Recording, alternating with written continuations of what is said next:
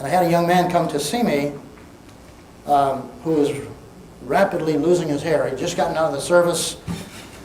He was in the paratroopers, therefore he must have had a reasonably good physical exam. And he had been retired from the service once the war was over, and once his service time was over.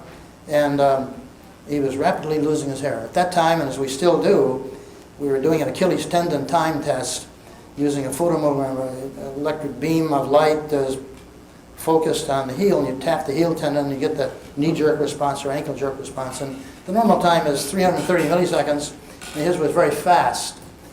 And that meant he had an overactive thyroid. And the Mayo Clinic says the best thyroid function test, non-invasive test, is the Achilles tendon test, time test. And I had learned from a European author and also from standard process sources that vitamin A and thymus was almost specific nutritionally for that particular problem. And we gave him some of that and treated him according to the symptom patterns in his spine, and his hair loss stopped. He was very grateful. And he said to me after his hair loss had stopped and was doing very well, he says, "I have another problem." And I said, "What is that?" He says, "Well, I can't get a job anywhere in the Detroit automotive factories." I said, "Well, that's not my problem, it's yours." I said, "Why can't you get the job?" He says, "Well, I can't pass the physical." I said, "Weren't you in the paratroopers?" He said, "Yes."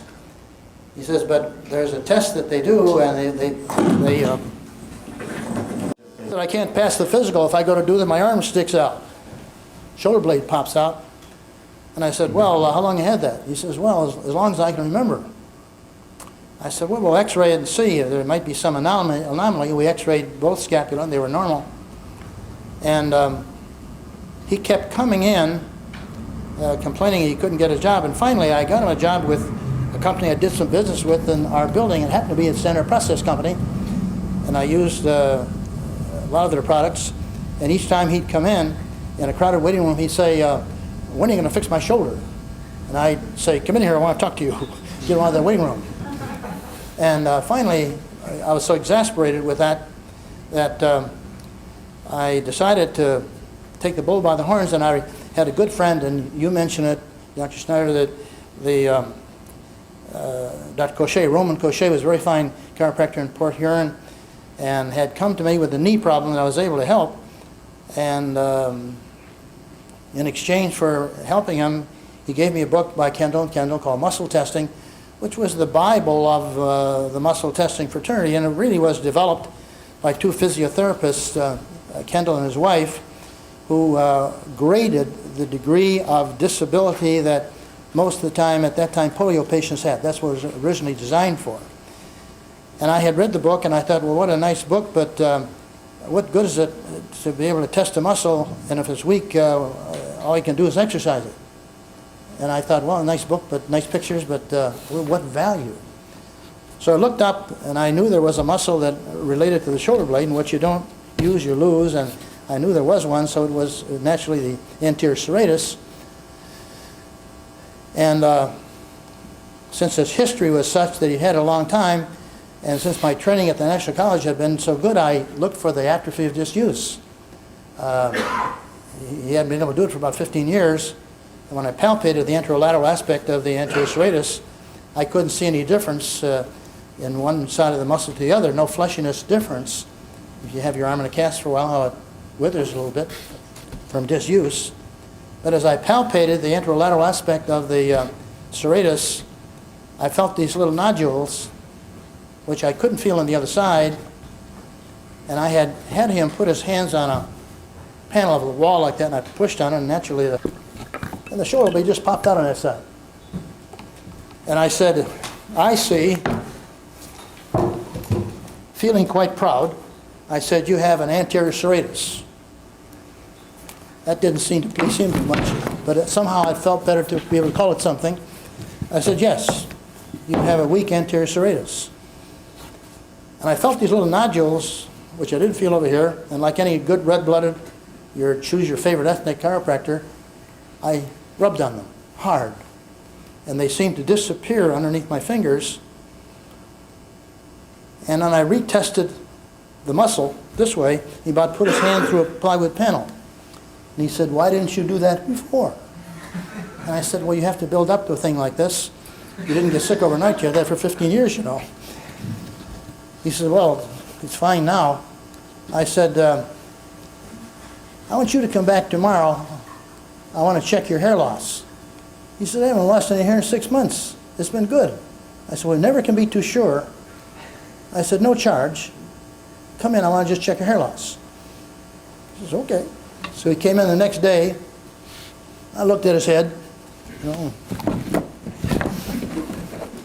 I said, looks fine. I said, by the way, I'd like to test that serratus. I tested the serratus the same way. It was strong and has been strong ever since. I still see this young man from time to time for other reasons, but he was the first patient, a muscle-tested patient that responded to origin insertion technique. I had previously given him chiropractic treatment, the standard muscular approach, bony approach, Logan basic technique, the rest of it, without much success on that particular area. But it was the response to the origin insertion.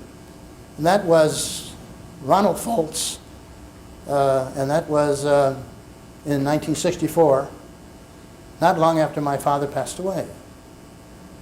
But that was the beginning, and we started doing muscle testing using the method of Kendall and Kendall, and all of a sudden I saw why people looked like they did. I saw why they had a head tilt. I saw why the shoulder was high. I saw why the buttock was protruding on one side. All of a sudden I saw why they looked like they did, because I could find a weak muscle when the head was like that. The sternocleidomastoid here was weak by testing. And I'd been brought up on the fact that muscle spasm was an entity. And prior to 1964, I saw hundreds of patients with muscle spasm. Following 1964, myself and my colleagues saw so few cases of muscle spasm that we could count them on the fingers of two hands for a period of maybe 10 or 15 years. If we see a patient with real muscle spasm, we hire a Mexican band, mariachi band, in honor of the Marriott here. They're all Japanese, Chinese acupuncturists. That's why they call it the mariachi band. That's not going too well, but stay with it. And we wear Mexican hats and dance on the hats like that out in the street. It creates a little problem with the traffic, but that's how rare muscle spasm is. Yet, we've all been spoon-fed in the fact that it exists. And therefore, we use the analogy of the mast of the sailboat, even tension on both sides, loosen this one, the mast goes over here. This is like the mast of a sailboat. This is like the mast of a sailboat. So that you see changes in Q angle, you see changes in the position of the talus bone in relationship to the rest of the leg. You start seeing the effect of muscle imbalance. And that was the beginning. Now, there are postural muscles, there are phasic muscles, and there are tonic muscles, and there are different types of muscles. There's all sorts of different ways of describing them. Some muscles, when they become fatigued, become weak. Some muscles, when they become fatigued, become strong. But fundamentally, we decided, or we found, or we observed that muscle weakness was quite primary and muscle spasm was secondary. And that was the beginning, not only the actual physical case, the patient, but the conceptualization of a weakened muscle.